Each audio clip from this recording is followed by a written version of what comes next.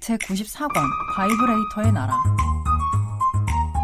안녕하세요. 라일라입니다. 안녕하세요. 정한세입니다. 근황? 저의 근황?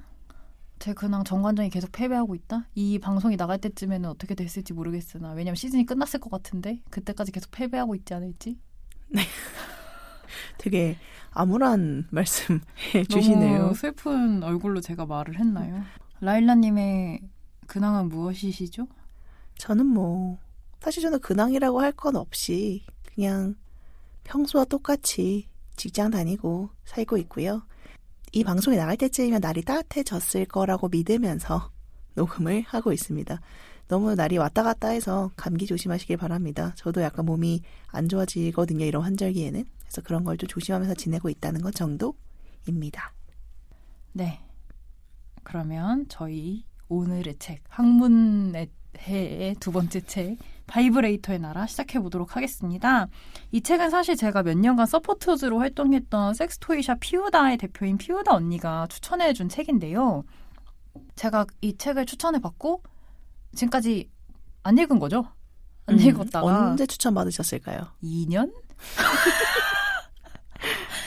안 읽었다가 이제 올해 학문의 해니까 같이 읽으면 좀 읽겠지 싶어가지고 슬쩍 낑겨 넣어봤습니다. 근데 막상 읽어보니까 왜 지금까지 안 읽었나 싶을 정도로 되게 좋은 책이어가지고 저는 읽기를 되게 잘한 것 같아요. 맞아요. 그리고 저희가 이 학문의 해로 정하는 방송 말씀드릴 때도 언급을 했었지만 저희가 보통 문학 위주로 책을 읽었었기 때문에 오랜만에 또 이런 비문학 혹은 역사서 사실 사회학적인 도서를 저희가 오랜만에 방송에서 다룰 수 있게 되어서 즐거운 마음으로 읽었고요. 사실 저는 엄청나게 재미있지는 않았지만 근데 되게 의미 있는 책이라고 생각했고 그리고 어려운 책 중에서는 되게 재미있다고 생각했어요.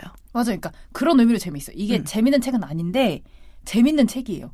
읽어보시면 무슨 말씀인지 아십니다. 여러분. 오늘의 이런 재밌고 재미없는 아니지 이렇게 말하면 재미없다 보이잖아요. 그러니까요. 재미있다고 해야지. 오늘의 이런 재미없고 재밌는 책을 쓴 저자 린 코멜라는 에머스트 매사추세츠 대학교에서 너무 어려운 대학 이름이네. 커뮤니케이션학 박사학위를 취득하고 현재는 라스베이거스의 네바다 대학교에서 교차성, 젠더, 에스닉 연구학과의 젠더 및 섹슈얼리티 분야 교수로 재직하고 있습니다. 성경제학과 성인 엔터테인먼트 산업을 연구하고 있으며 포르노그래피를 보는 새로운 관점, 섹슈얼리티, 정치학 그리고 법을 공동 편집하였고 그 외 여러 학술지와 단행본의 연구와 관련한 다수의 글을 수록한 바 있습니다.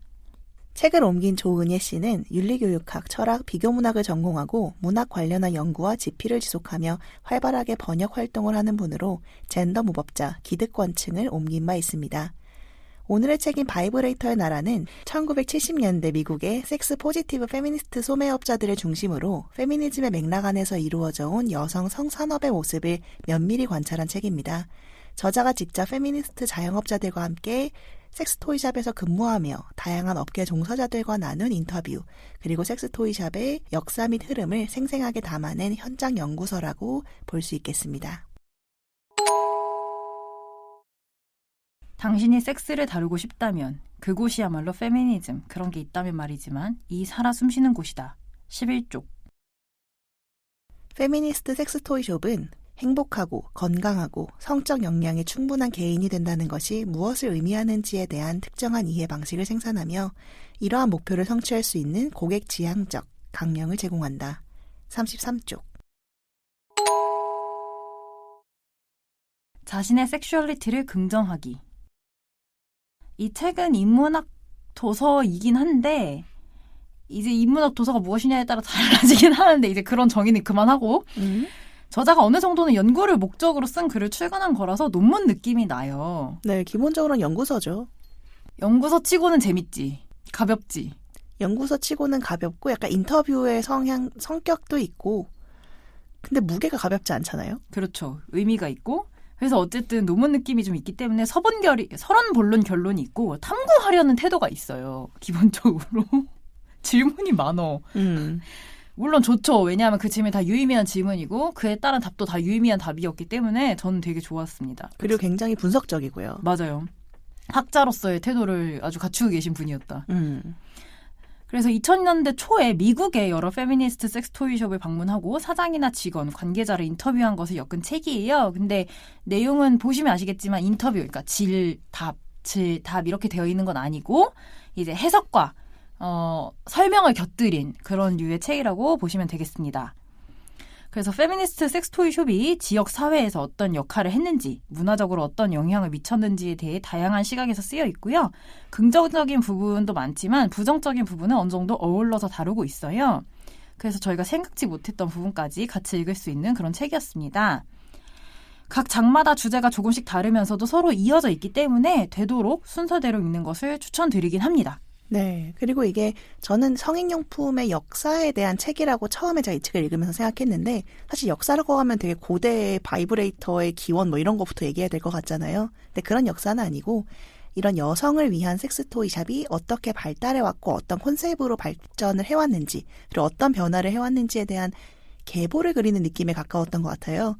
1970년대쯤 미국에서 이제 큰 흐름을 그리면서 시작된 이런 페미니즘 섹스토이샵이 어떤 가치를 추구하면서 여성지향적인 가게로 거듭나 왔는지를 정말 저는 좀 생생하게 그리고 있다는 생각이 들었고 저자가 직접 현장에서 연구하고 또 대화하면서 쓴 책이라서 이 재미있다라는 부분이 현장감이 뛰어난 점도 있을 것 같아요.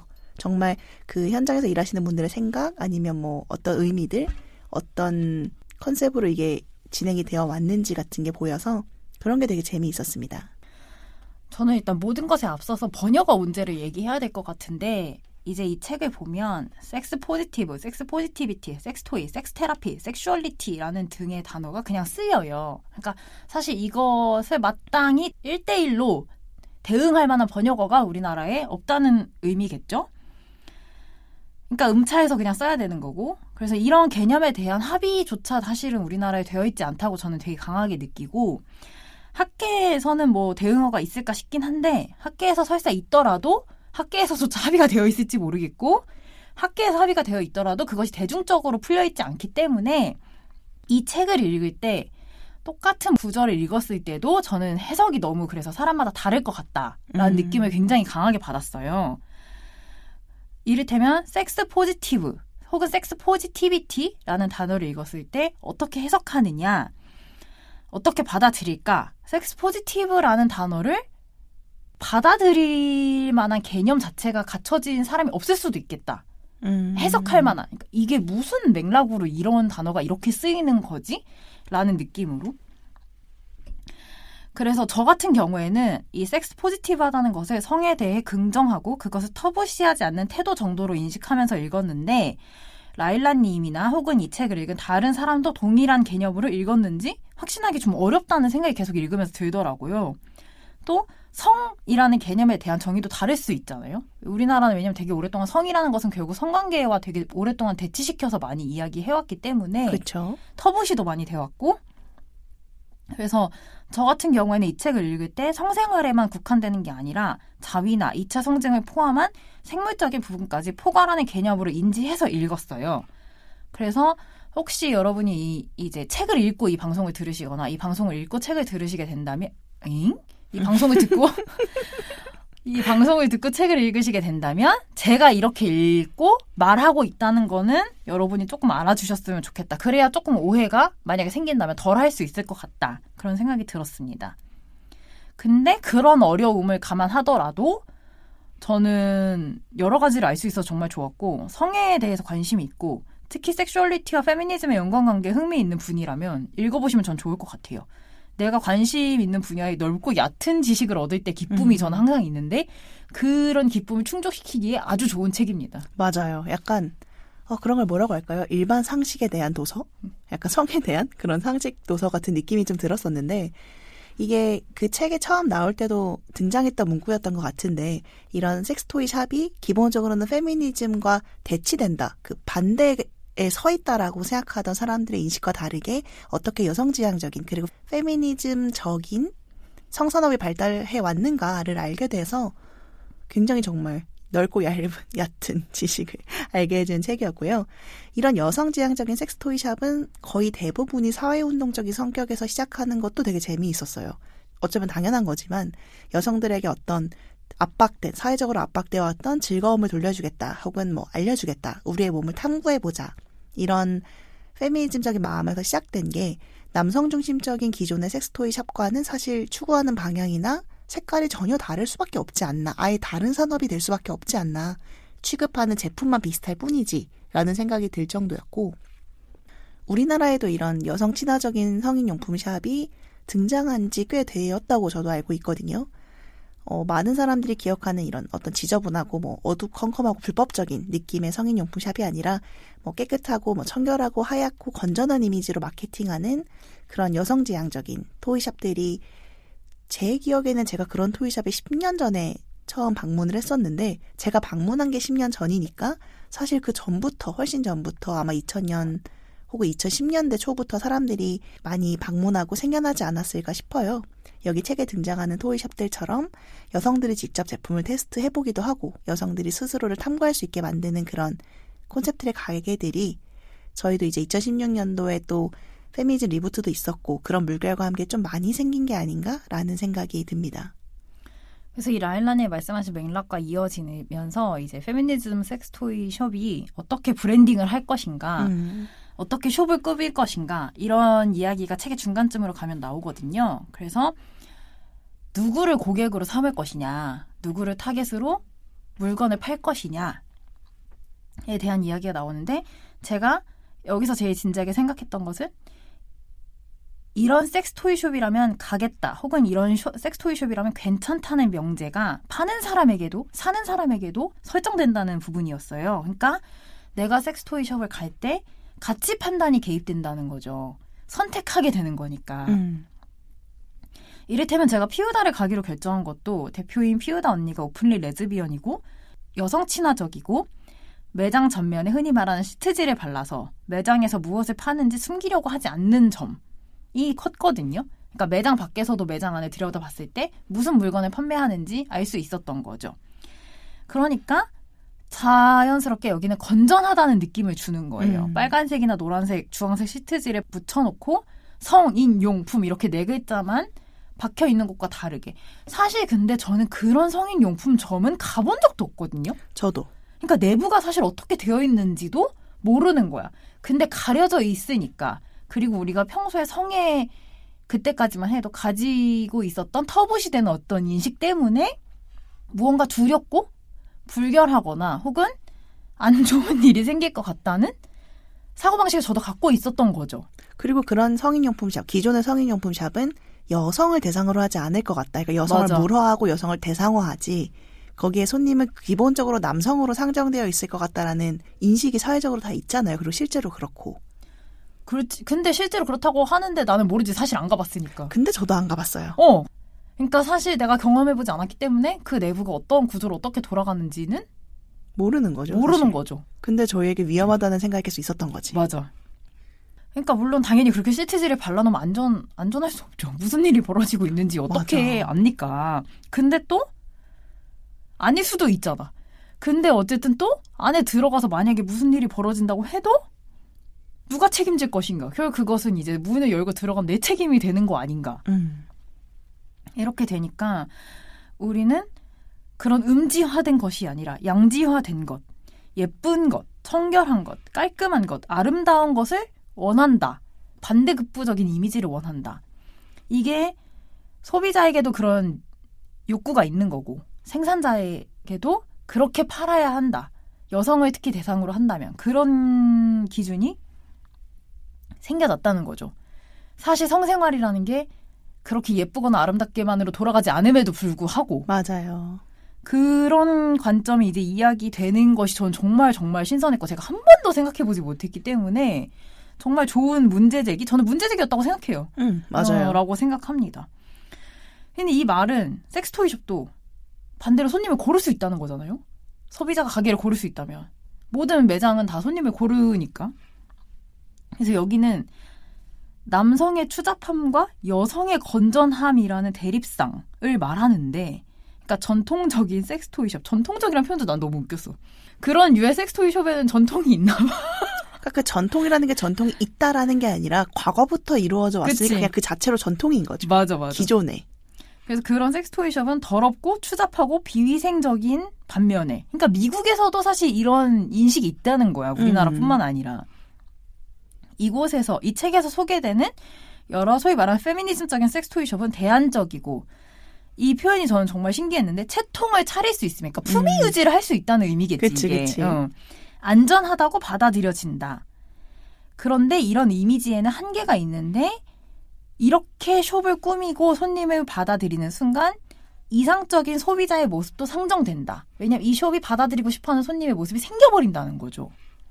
그래서 정말 흥미롭고, 이 다음 이야기, 오히려 깨끗하고 청결하고 아름다워서 어떤 손님은 들어가기 꺼려질 수도 있다는 점이 저에게 정말 정말 충격적이었습니다. 그러니까요. 그러니까 저도 이 책을 읽기 전까지는 이런 어떤 하얗고 건전하고 여성 친화적인 토이샵이 바람직한 형태라고 제가 생각했던 거예요. 그러니까 맞아요, 그치, 저도. 성형품샵이 이렇게 변해야지. 여성들을 더 많이 받아들이고 여성들에게 더 안전한 공간이 되어야지. 너무 좋다. 라고만 생각했었는데 책을 읽고 나서는 이런 것도 물론 세상 모든 게 그렇지만 비판점도 있구나. 이것이 어떤 건전한 이미지만을 추구하는 것이 어떤 면에서 나쁜 일인지를 이미 외국에서는 한번 언급하고 지나갔었구나라는 게 너무 신기한 거예요. 맞아. 이게 전 당연히 추구해야 되는 지향점이라고 생각했는데 여기에 대한 비판이 당연히 존재하는구나. 이런 청결한 가게 그리고 환한 조명으로 기존에 말씀하신 전통적인 토이샵과 구별짓는 게 누군가에게는 안전한 환경을 보장하지만 그 안전한 환경이라는 게 사실은 특정 계급, 어떤 사회에서 소외되거나 아니면 밀려난 사람들을 혹은 불량하고 가난하고 매춘을 하는 사람들을 청결하지 않은 사람들을 배제하는 환경이 될 수도 있다라는 게 너무 신선한 접근이더라고요. 저한테도. 맞아요. 근데 특히 내가 봤을 때 우리나라는 이제 매춘부에 대한 매춘 자체가 성매매 자체가 불법이고 매춘부가 성생활 용품을 직접 산다는 이거 자체가 저한테 너무 생경하고 일단 저도. 근데 당연하잖아요, 사실은. 그치. 그리고 매춘부와 가난한 손님을 거부한다라고 표현했는데 가난한 손님을 거부한다는 것도 저는 너무 그러니까 이게 사실 어떤 산업에서는 가난한 손님을 거부하는 것에 대해서 되게 비판적이잖아.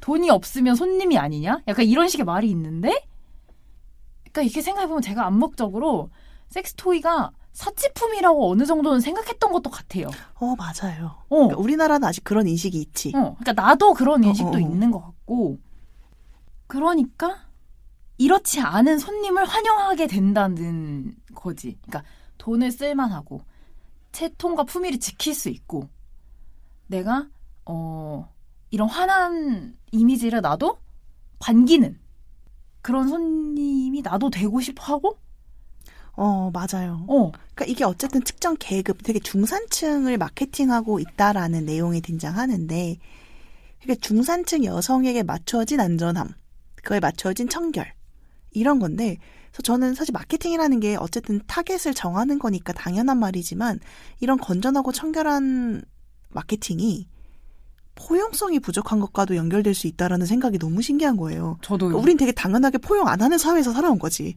가난한 그치. 사람을 쫓아내는 가게들을 모아온 거지, 우리도 머릿속에 그런 생각이 있었던 거지. 그러니까 그런 식으로 이제 청결하고 아름다운 매장을 만들어두면 의도했든 의도하지 않았든 손님을 한번 거르게 된다. 그 이미지와 그 브랜딩 자체가 그런 식의 마케팅 자체가 손님을 걸러낸다는 건데 저는 그 지적이 되게 유의미하고 되게 그럴듯하게 느껴지는 거예요. 맞아요. 진짜로 그러면 저는 그 얘기를 몇 번 들었거든요. 카페로 착각한다. 이런 얘기를 들으니까 그런 느낌의 매장이라는 거지. 그러니까 카페로 착각될 정도의 매장인데 그렇다면 정말로 어떤 손님은 그게 성인용품 숍인 걸 알면서도 안 들어가고 싶을 수 있겠다. 그러니까 뭐라고 표현해야 될지 모르겠는데 그런 생각이 진짜 처음으로 들어버린 거야. 맞아요. 들어가야지 못할 수 있지. 그러니까 이것이 나를 그러니까 환영하지 않는다는 맞아. 느낌을 받는데 그러니까 이게 저는 어디서 맥락이 또 신기했냐면 이게 페미니즘적인 산업이잖아요.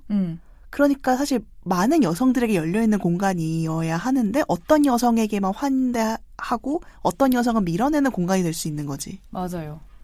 그래서 사실 제가 대본에 청소년을 예시로 드는데 사실 청소년 적합하지 않긴 하거든요. 왜냐면 어차피 우리나라는 청소년이 섹스토이샵에 들어가지 못하기 때문에.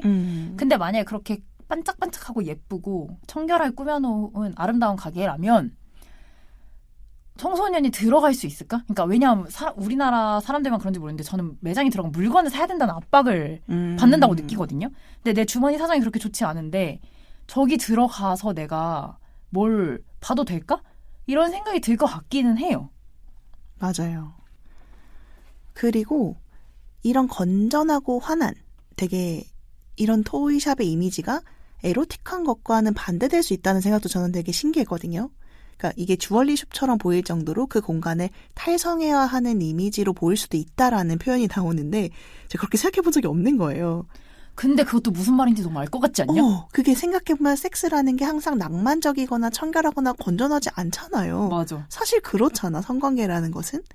성관계를 포함해서 이런 모든 섹스에 대한 것들이. 근데 섹스가 건전해 보여야 된다는 말도 약간 웃긴 거야, 생각해보다 보니까. 그것도 약간 웃기고. 그리고 이것이 결국에는 성에 대해 부정적인 인식을 가지고 있는 기존 여성들의 마음을 이끌어야 되기 때문에 어쩔 수 없지만 사실 약간의 모순도 있다. 그래서 탈성애화라는 표현이 너무 웃긴 거예요. 근데 맞잖아요. 그치. 섹스 토이샵을 카페처럼 만드는 건 탈성애화지. 성애적인 부분을 빼고 건조하고 아름답게 만들어 놓는 거니까. 그래서 그런 시각을 한 번도 생각해 본 적이 없어서 그게 이 책에서 너무 재밌는 부분이었어요. 그 제가 이 책과 같은 맥락, 그 탈성애화 부분이 같은 맥락인지는 확신이 없는데 고객을 대상으로 또 고객은 직원을 대상으로 성생활에 대해 말해야 하는데 저는 무슨 생각이 들었냐면 이 부분을 읽으면서 우리가 성생활에 대해서 어떻게 대화해야 하는지를 배운 적이 없다. 맞아. 그래서 우리는 항상 성애화된 방식으로만 대화하는 것을 배웠기 때문에 이게 뭐 어떤 느낌이냐면 저 라일라님과 성생활에 대해서 얘기할 수 있잖아요. 서로 농담처럼 주고받을 수 있잖아요. 그렇죠. 근데 성애화되지 않은 방식의 성생활에 대한 이야기를 농담처럼 주고받을 수 있는가? 너무 어려운 미션처럼 느껴지는 거야. 그러니까 쉽지 않은 거죠. 일단 우리나라는 성에 대해 말하는 것도 한 번 토부시가 되어 있는데 그걸 건너뛰고 한 번 이걸 성애화를 하지 않게 다시 말하고 이런 것들이 뭐가 성애고 뭐가 성애가 아닌지도 우리는 모르고 그러니까 그걸 사회적으로 말하지 않는 분위기가 너무 강하니까 편한 사람들끼리 대화할 때에도 어디까지 얘기하는 게 안전하거나 덜 불편한 일인지를 감잡기가 너무 어려워요. 친구들하고 말할 때 당연히 조심스럽고 그러니까 이성 친구도 조심스럽고 동성 친구도 조심스럽고 논바 친구도 조심스럽고 맞아. 어떤 사람은 이 성생활에 대한 대화를 거부하기도 하거든요. 제 지인 중에 저랑 이 대화를 하고 싶어 하지 않는 사람도 있었어요. 있죠. 그러니까 왜 근데 거부하는가? 생각해보면 결국은 이 성애화와 탈성애화에 맞닿아 있는데 결국 그러면 상대방의 기분을 나쁘게 하지 않기 위해서는 멸균에 가까울 정도로 탈성애화를 하는 것만이 지금으로서는 답인 것인 거지. 그쵸. 정말 근데 과연 답인지는 이제 알 수 없지만 일단 현재 기준으로는 그래서 그런 의미에서 이 책에서 섹스토이샵의 직원이 성지식을 전달하는 일종의 섹스 에듀케이터 역할을 한다라고 표현했는데 그것도 저는 되게 좋다고 생각했어요. 그게 단순히 물건을 판매하는 사람에서 끝나는 게 아니라 여러 가지 성지식, 그러니까 내가 몰랐던, 손님이 몰랐거나 혹은 손님이 알아야 할 필요가 있는 안전한 것을 전달하는 것도 좋았고 실제로 성생활 용품을 구매하려고 하면 어떻게 쓰는 게 안전한지 무엇을 목적으로 만들어졌는지를 이해해야지 맞는 것이란 표현 좀 적절하지 않지만 그나마 더 괜찮아 보이는 것을 추천할 수 있기 때문에 어떤 고객은 대화를 원치 않을 테지만 대화를 원하는 손님이 있다면 그 손님이 안전하게 자신이 원하는 제품을 찾을 수 있도록 안내하는 게 결국 손님한테 도움이 될 테니까 이제 그런 대화를 해야 된다. 근데 동시에 너무 웃겼던 게 어떤 직원들은 자기가 섹스 에듀케이터의 역할에 너무 빠져 있어서 물건을 판매하려고 들지 않는다. 그리고 이 책에서 또 재미있게 읽었던 부분이 여기에 오르가즘과 관련된 페미니스트들의 어떤 담론 얘기가 나오거든요. 근데 저는 어릴 때부터 여성에게는 클리토리스 오르가즘이 당연한 거라고 어디서 들었던 것 같아요. 그래서 저는 그렇게 생각을 해왔고 그 생각이 변한 적이 한 번도 없었는데 이 책에서 보니까 프로이트 이론으로부터 시작된 여성에게 질 오르가즘을 강요하는 사회에 대한 얘기가 등장하거든요. 그래서 그게 여성에게 질 오르가즘을 강요하는 분위기가 있었고 그게 나중에 과학적으로 밝혀졌다라는 게 되게 흥미로웠어요. 왜냐면 물론 저는 이분들과 세대가 다르지만 클리토리스가 어떤 모든 쾌락의 중심이다? 라는 생각을 저는 어릴 때부터 해왔던 것 같은데. 근데 이게 이성의 섹스와 연관지어지면 결국 삽입 섹스만이 그쵸, 맞아. 강요되는 거랑 똑같은 거지. 맞아요. 그런 분위기가 있었던 거죠. 남성과 여성이 섹스했을 때여야지만 요철이 맞아서. 제가 진짜 바이섹슈얼이니까 전 그런 얘기 진짜 많이 들었거든요, 남자들한테. 여자가 너를 만족시킬 수 없다. 삽입으로만이 너가 진정으로 쾌락을 찾을 수 있다. 그러니까 그게 결국엔 질 오르가즘 환상인 거죠. 그렇죠. 정말 웃긴 얘기야. 말도 안 되는 소리죠. 정말. 네. 그리고 그런 맥락에서 딜도를 사용하는 것이 레즈비언 집단 내에서 굉장히 논쟁의 대상이 되었다라는 점도 저 너무 재밌게 읽었는데. 저도. 근데 그게 이해는 됐어요. 무슨 말인지 알겠는 거예요. 그 맥락에서 무슨 말인지 알겠다는 거지. 그 딜도가 남성 성기의 어떤 모형이고, 물론 그것부터 약간 좀 다르긴 한데, 이해하는 바가. 일단 그래서 남성 정체성을 체화한 도구이기 때문에 그것을 사용하는 레즈비언들이 나쁜 레즈비언이다. 라는 생각도 2026년의 시각에서 보니까 제가 너무 웃기지만, 그리고 그게 뭔 상관이야 싶기는 하지만, 또 이런 어떤 페미니즘적인 신념의 문제에서 보면은 그렇게 생각할 수도 있겠다. 나도 그렇게 생각할 수도 있겠다고 생각해. 왜냐면 지금도 어떤 페미니스트 레즈비언들이 어떤 가부장제로부터 담습한 이미지를 추구하는 듯한 모습을 보일 때 비난하는 사람들이 있잖아요. 가부장 부치 이런 거 얘기하는 거야? 약간 부치. 그러니까 부치, 티보를, 머리 짧은 여성을 비난하는 분위기. 머리가 짧은 티보 레즈비언을 남자 흉내를 낸다라고 비난하던 그런 분위기라든지 아니면 레즈비언 결혼을 한다고 했을 때 한 명이 수트를 입고 한 명이 드레스를 입는 것이 되게 고착화된 이미지라고 비난하는 거. 사실 다 무슨 상관이겠어요? 하지만 그런 것들도 이런 가부장제의 압박이 너무 심했으니까 이미 그 앞에 우리들이 모두 가부장제의 압박과 여성성의 강요에 너무 시달린 나머지 그것을 반박하는 과정에서 그런 이미지와 비슷해 보이는 것들 다 비난하는 분위기가 생긴 것처럼 딜도에 대한 비판도 그런 맥락이었겠다라는 생각은 드는데 그냥 그 생각들이 너무 웃겼어요. 그 70년대를 지나온 여성들이 이미 가지고 있던 그런 생각들이 사실 지금 현대의 한국 레즈비언들 사이에서도 조금은 있지 않나? 이런 생각들이 들어서 흥미롭게 읽은 부분이었습니다.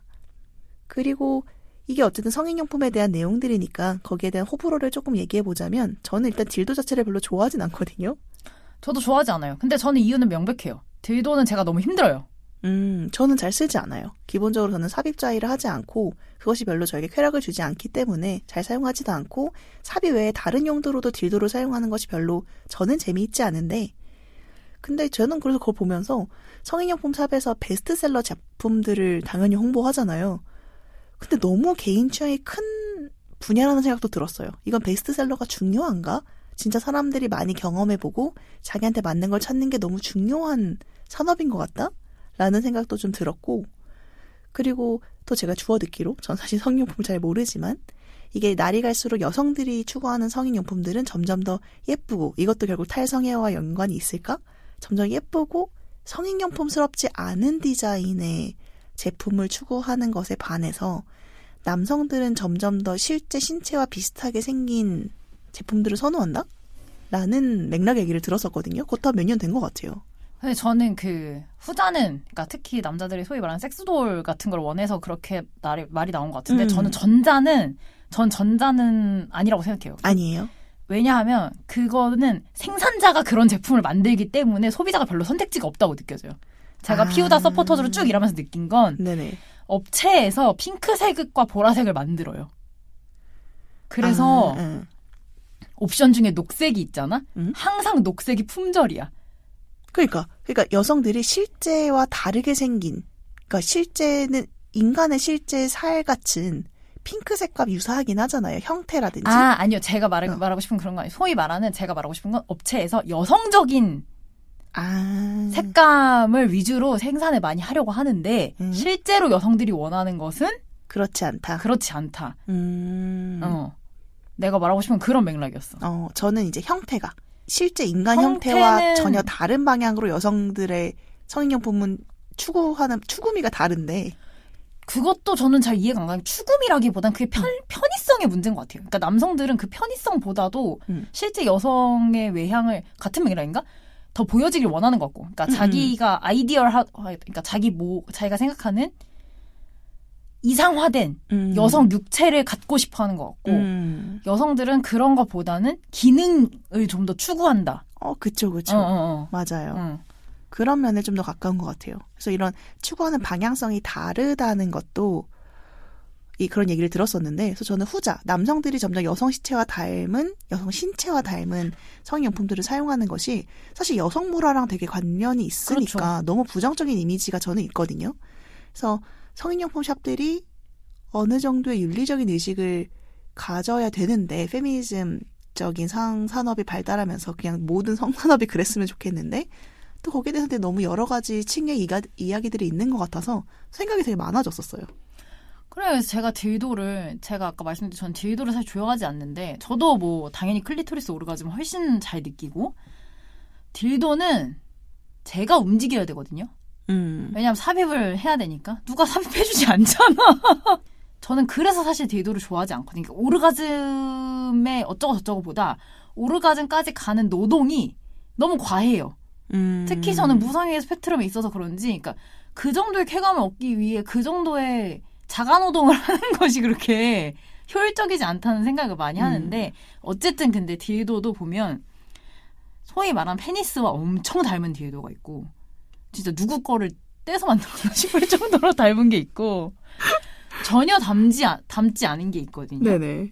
그래서 저는 그것도 되게 신기해요. 그러니까 왜냐하면 한때 진짜 닮은 게 인기였던 때가 있었어요. 아, 진짜요?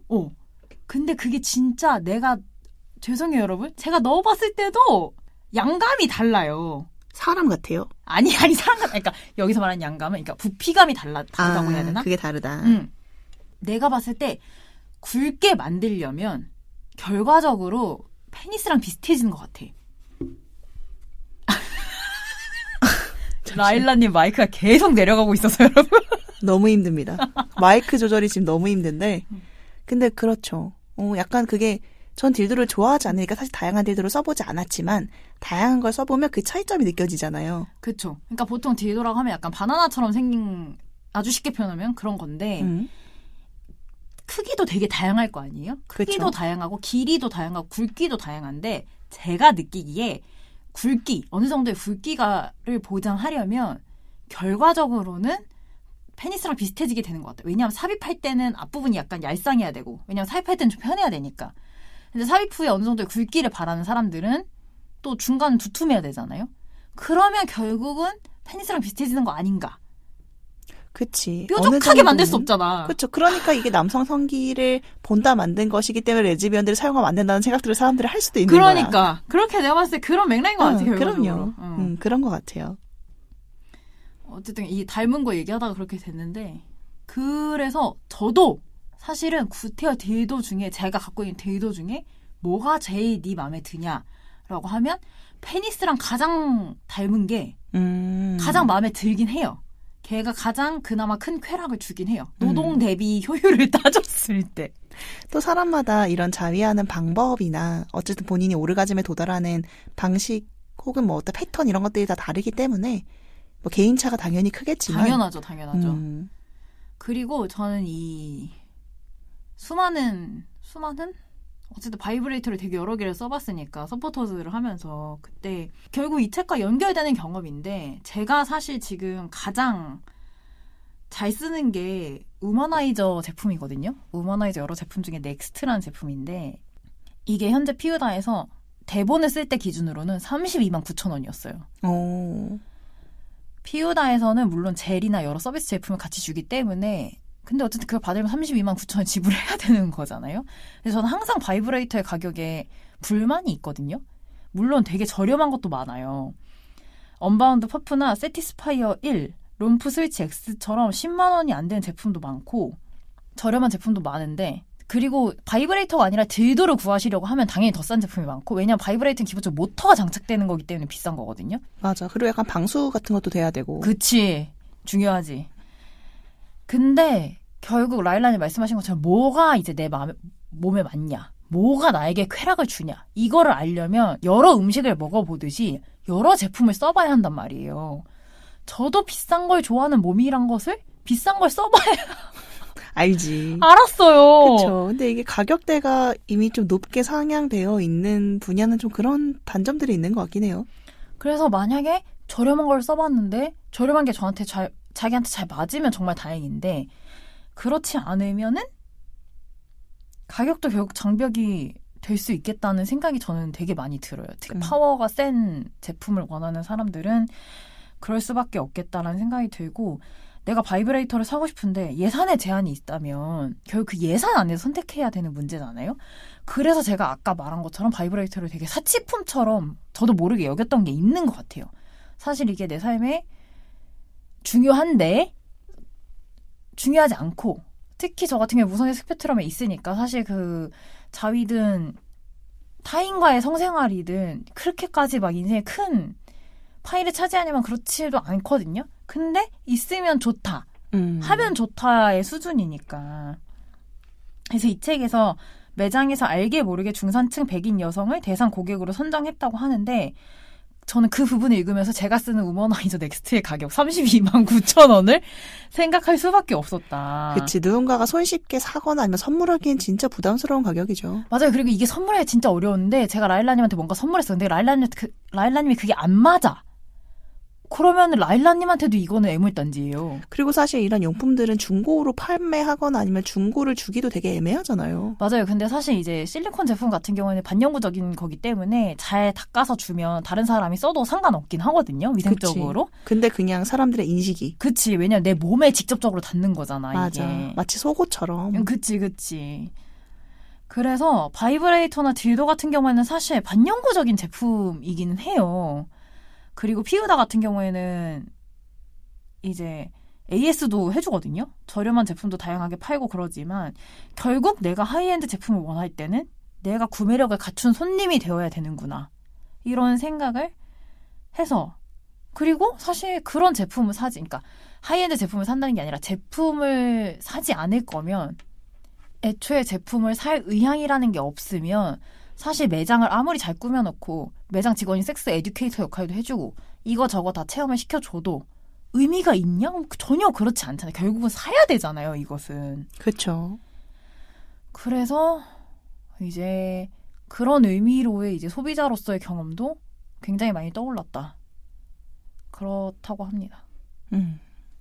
그리고 이거는 이 책의 말미에 이제 이런 페미니즘 섹스토이숍이 남성에게도 필요하다 이런 얘기를 하면서 끝나는데 그거는 뭐요? 저희 다 너무 잘 알고 있는 거고 왜냐면 여성이 안전해지기 위해선 남성이 안전해져야 되고 여성의 안전함을 남성도 추구해야 되는 것이 마땅하기 때문에 그럼요.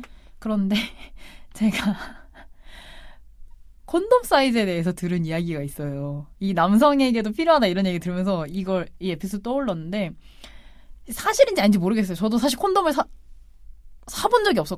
받기만 했고 제가 사본 적이 없어가지고 자신의 돈을 주고 내 돈 내산한 적이 없는 거죠. 핑돔 그러니까 핑거돔은 제가 사본 적이 있는데 핑거 콘돔은 사본 적이 없어서 모르겠는데 콘돔에 스몰 사이즈가 없다는 거예요. 왜냐면 스몰 사이즈를 사질 않는데요. 아, 스몰 사이즈라고 써놓으면 판매가 안 된다. 그래서 타이터 핏이라는 단어를 쓴대. 아, 정말. 진짜 소추소심 아니냐, 근데?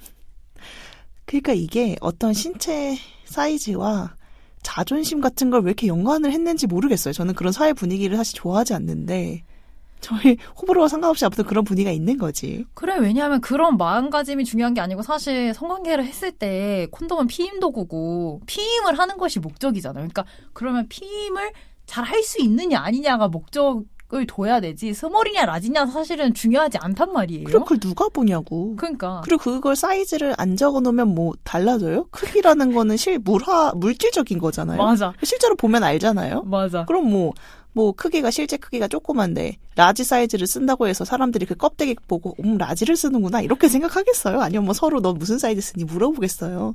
이게 브래지어와 다르잖아요, 사실은. 맞아. 그런 마음가짐을 버리고 페미니즘 섹스토이 숍을 남성들도 많이 이용하길 바란다. 열린 마음으로 배우고 성장하여 고통을 겪고 성장해라. 한 달 전에 책을 끌고 와서 고통이 성장이다. 여러분의 타이터핏을 응원합니다. 어쨌든 뭐가 됐든 안전이 가장 우선임을, 안전과 즐거움을 우선으로 두는 성생활 하셨으면 좋겠습니다. 저희 이렇게 신명나는 바이브레이터의 나라 읽어보았습니다. 네. 연구서지만 사실 정말 재밌거든요. 저희가 얘기하는 것도 나름 재밌게 들으시지 않았나요?